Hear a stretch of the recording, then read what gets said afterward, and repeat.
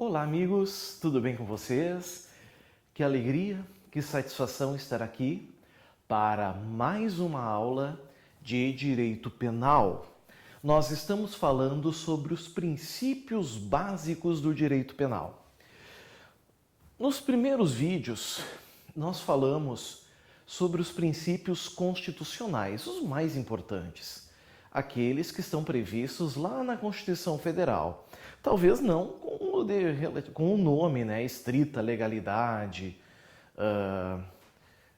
pessoalidade, coisas do gênero, mas eles estão lá no texto, né? E nós iniciamos já também os princípios infraconstitucionais, que nós chamamos também de princípios doutrinários, trazido pelos autores, pela literatura criminal. E aí a gente viu, por exemplo, o princípio da alteridade, nós vimos também o princípio da confiança, e agora então nós vamos falar sobre o princípio da adequação social. Bom, meus amigos, para começar a falar sobre a adequação social, a gente primeiro precisa saber uma coisa. Muita gente confunde princípio da adequação social com teoria social da pena. Qual seria a finalidade social de uma sanção penal? Não é a mesma coisa, certo? Quando vocês enxergarem teoria social da pena, saibam que se está falando de outra situação, de outro caso, que não é algo que a gente vê nesse momento aqui. Aqui, pessoal, nós estamos falando de um fato, de uma situação, certo? Que a gente já não vai ter o crime já pela tipicidade. Nós nem entramos na questão da pena. Só o que tem em comum é o nome social, né? Adequação social, né? Teoria social da pena, só isso, certo? São coisas distintas. O que é a outra coisa que nós temos que saber que já caiu em prova e nós temos que ter consciência? E isso tem que estar memorizado, de forma que os senhores não esqueçam de maneira alguma. A adequação social, meus amigos, olhem o que ela é. Ela é uma causa... nossa, como isso aqui já caiu em prova. Causa supralegal de excludente de tipicidade.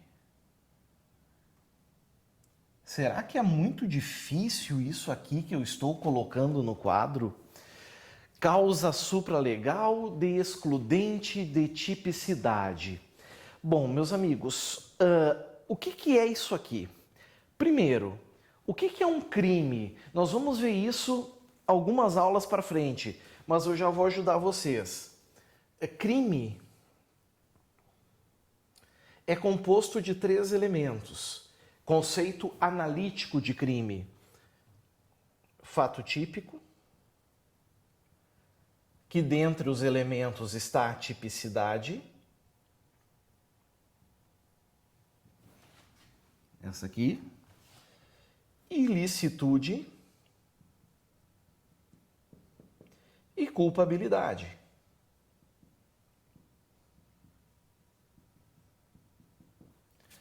O que nós temos que saber agora, nesse momento? Nós temos que saber, amigos, que quando estivermos diante desse princípio aqui, que é o princípio da adequação social, nós não vamos ter um crime. Então, a adequação social, não há crime. Por que não há crime quando incide o princípio da adequação social? Porque, como eu mostrei aqui no quadro, ele é uma excludente da tipicidade. Olha, meus amigos, se exclui a tipicidade, exclui também o fato típico. E como o crime exige esses elementos aqui, o crime também não vai existir. Ok? Então, amigos, como que bancas pedem isso? Por exemplo, o CESP. Vai vir uma questão dizendo que o princípio da adequação social é uma causa de exclusão da ilicitude. Vai estar certo? Não. Vai estar errado. Vocês têm que saber que a adequação social é uma excludente de tipicidade. Ok? Cuidem isso é muito importante. Bom, que tipicidade é essa? Nós chamamos de tipicidade material. Se vier uma questão em prova dizendo que a excludente é de tipicidade formal, está errado. Tipicidade formal é aquilo que está na lei. Essa se mantém. Mas a tipicidade material, essa desaparece. Ok? Está aqui. Se vier uma questão em prova dizendo que a adequação social é uma excludente de culpabilidade, vai estar errado também. Porque a gente já viu que ela exclui a tipicidade material e por isso não vai haver crime. Certo? Muito cuidado, então, em relação a isso. Esse ponto é uma coisa importante que os senhores têm que saber. Professor, eu queria saber o que quer dizer supralegal. Supralegal, amigos, é diferente de causa legal. Alguém vai dizer assim, e agora me confundi. Quer dizer, então, que supralegal quer dizer ilegal? Não, não é isso, senhores. Não é isso. Supralegal não é o contrário de legal.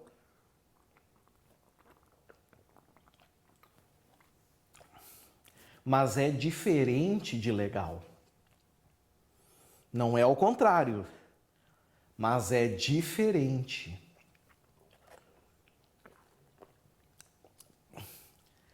As excludentes de tipicidade legais são aquelas que estão previstas na lei. Como, por exemplo, o crime impossível, que nós vamos ver mais para frente. Como, por exemplo, o erro de tipo. Tudo isso são excludentes de tipicidade legais, porque elas estão previstas na lei. Toda vez que os senhores enxergarem a palavra supralegal,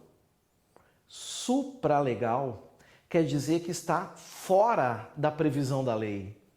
É uma excludente que traz a doutrina, que a jurisprudência traz.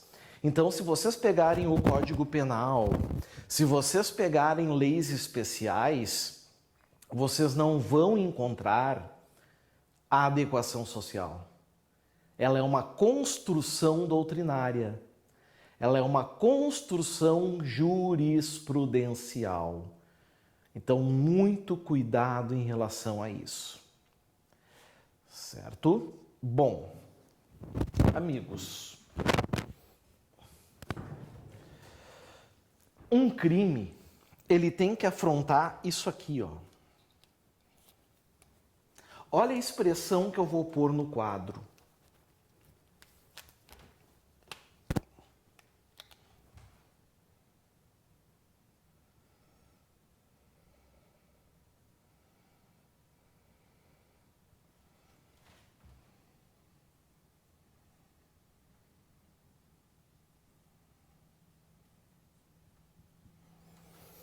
Sentimento de justiça, certo?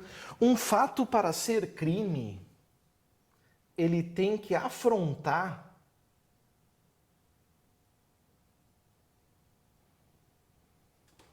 um sentimento de justiça,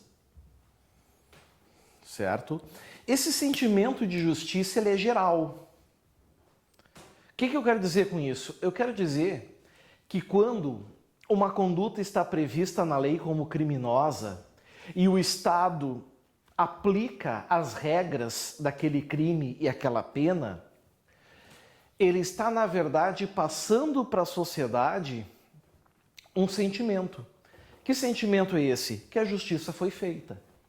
A sociedade, ela sai de uma forma ou de outra satisfeita com o deslinde daquele caso, com a definição do caso.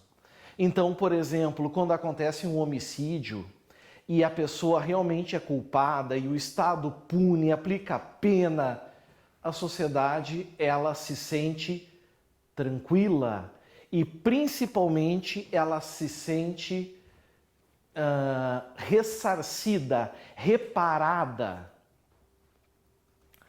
Todavia, existem comportamentos que, embora estejam previstos na lei como típicos, eles não afrontam esse sentimento de justiça. Então, quando não houver a afronta ao sentimento de justiça, nós vamos ter, meus amigos, a adequação social. É quando existe uma conduta prevista no Código Penal ou em leis especiais, mas quando ela ocorre, o sentimento de justiça, ele não é afrontado. A sociedade simplesmente dá de ombros. Ela simplesmente não entende como relevante. Provavelmente porque se adequou aos costumes e à moralidade. Alguém vai dizer assim, professor, legal, bacana, mas que exemplos nós teríamos dessas questões? Bom, amigos, eu posso trazer aos senhores 2 exemplos aqui também. São suficientes, tá? O primeiro são os trotes acadêmicos. Claro, cuidado. Esses trotes acadêmicos que eu estou falando aqui são trotes moderados, certo? Hoje existe uma campanha muito grande nas instituições de ensino para que não aconteçam trotes violentos que firam a dignidade da pessoa, enfim, proporcionais. Então, os trotes moderados simplesmente vão se adequar, certo? É uma adequação social, a sociedade já se acostuma com isso. Então, eu não posso nunca querer punir aqueles que participam desses trotes acadêmicos com a sanção de um constrangimento ilegal. Por quê? Porque não há, amigos, aqui uma afronta ao sentimento social de justiça, ao sentimento geral de justiça. Então, os trotes acadêmicos, quando moderados, vão trazer essa característica para nós, né? A característica da adequação social. Um outro exemplo, bem famoso, né, é a circuncisão.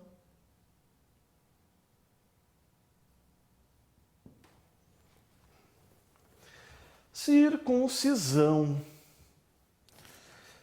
Pois é, pessoal, circuncisão realizada pelos judeus, se a gente for olhar na lei formal, na tipicidade formal, vai estar lá no 129.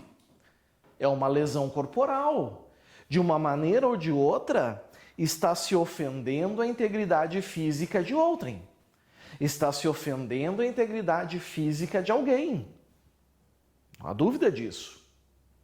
Certo? Agora, contudo, isso afronta o sentimento geral de justiça? Existem campanhas contra a circuncisão? Se não punir uma pessoa que faz circuncisão, a sociedade ela fica agitada? Não. Significa que aqui nós não vamos ter um delito por faltar tipicidade material em virtude da aplicação do princípio da adequação social. Tá aí. Agora vem uma banca muito famosa, por exemplo, que é o CESP. Vamos supor que venha o CESP. E como já andou caindo questões em prova do CESP, eu vou me sentar para dar esse exemplo. Geralmente, a questão de CDs e DVDs piratas. A banca examinadora adora exigir do candidato conhecimento sobre a questão da comercialização dos CDs e DVDs piratas e o princípio da adequação social. Por quê? Qual é o objetivo da banca examinadora? O objetivo da banca, pessoal, é que o candidato pense assim, ó, isso já está tatuado na sociedade, já está infiltrado na sociedade de um jeito que ninguém mais se incomoda. Em cada canto tem gente vendendo CDs e DVDs. Então eu acredito que nesse contexto a adequação social ocorre e não há punição, não há crime. Amigos, cuidem. Isso está errado. Isso está errado. Por que que isso está errado? Vou explicar. Num primeiro momento, até se teve essa discussão. Se essas questões, por exemplo, de CDs e DVDs piratas, se isso caracterizaria, né, ou uma receptação, que é coisa de crime que tu está adquirindo, né? A questão do jogo do bicho também a discussão ela não era apenas doutrinária, essa discussão também era jurisprudencial. E essa discussão foi indo, até chegar no STJ, no Superior Tribunal de Justiça. E aí, meus amigos, se chegou no STJ no seguinte tema: a questão da autorização legal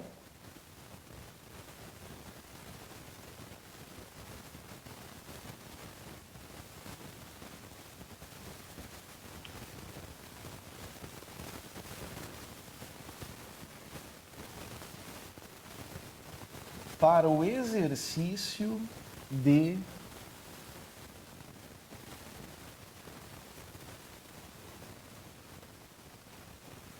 determinada profissão.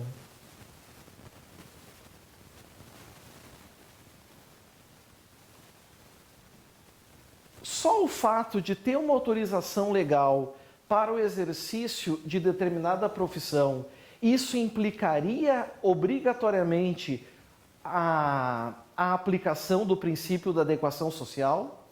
A resposta que o STJ deu, certo? Eu vou botar aqui, tem em vermelho para destacar bem. Nossa jurisprudência, Superior Tribunal de Justiça, tem bancas que possuem uma verdadeira predileção à jurisprudência. Então a gente tem que cuidar isso, certo? Autorização legal para o exercício de determinada profissão. Para o STJ, não implica automaticamente a aplicação do princípio. Não se aplica. Qual é o exemplo clássico disso? Qual é o exemplo mais tradicional que a gente tem?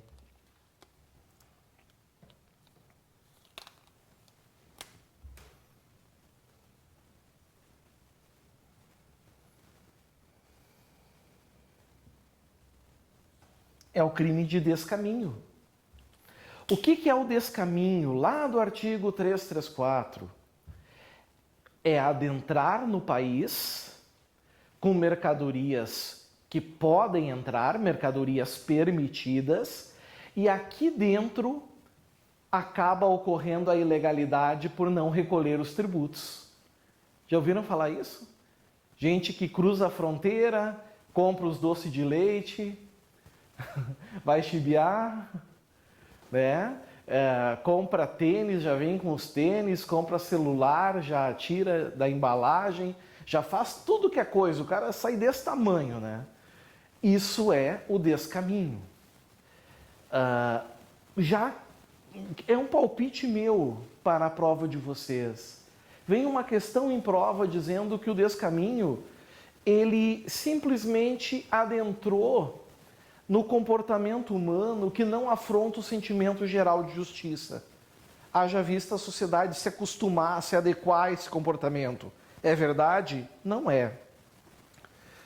Profissões, exercício de profissões de sacoleiro, por exemplo, não aplica automaticamente o princípio da adequação social. Por isso que a venda de CDs e DVDs, a aquisição desses equipamentos, desses produtos piratas, o jogo do bicho, o descaminho, continuam sendo infrações penais. Isso não caracteriza adequação social. Certo? E assim a gente vai mais um princípio. Mais um princípio que é o da adequação social. Vamos dar tchau para ele. E agora a gente vai entrar num princípio tão importante.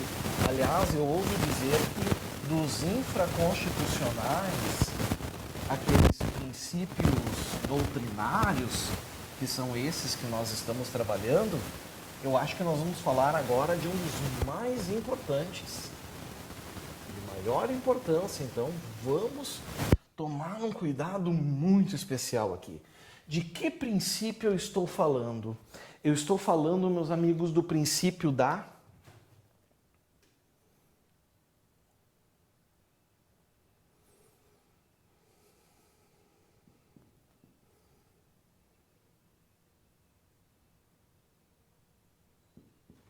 intervenção mínima, certo? Princípio da intervenção mínima. O que eu quero que os senhores cuidem? Qual é a atenção que eu quero dos senhores? Eu quero que os senhores entendam que o princípio da intervenção mínima, ele leva um sinônimo. Sim, ele leva um sinônimo. Ele também pode ser chamado, meus caros, de princípio da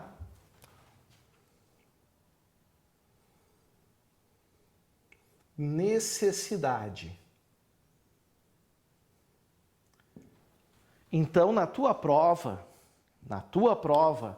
pode vir tanto intervenção mínima, como pode vir também necessidade. São sinônimos, tá? Não são princípios distintos, é tudo a mesma coisa. Bom, o que acontece, pessoal? A gente tem que saber aqui algumas características desse princípio. Ele é importante, nós temos que dominar. Afinal de contas, qual é a origem dele? O que ele quer dizer? A quem se destina esse princípio? Como ele se organiza? Como ele se divide? Porque eu já vou adiantar a vocês, o princípio da intervenção mínima, ele se desdobra em outros dois corolários, é assim que a gente chama, ou seja, outros dois subprincípios, mas é evidente que faltando alguns minutos para o fim do bloco, eu não vou iniciar o princípio da intervenção mínima agora. Agora nós vamos tomar um cafezinho, um chazinho, dar uma relaxada, e aí sim, né, daqui uns minutinhos nós estamos de volta, onde eu vou falar então da intervenção mínima. Certo? Aguardo vocês. Até o próximo vídeo, até o próximo bloco. Valeu!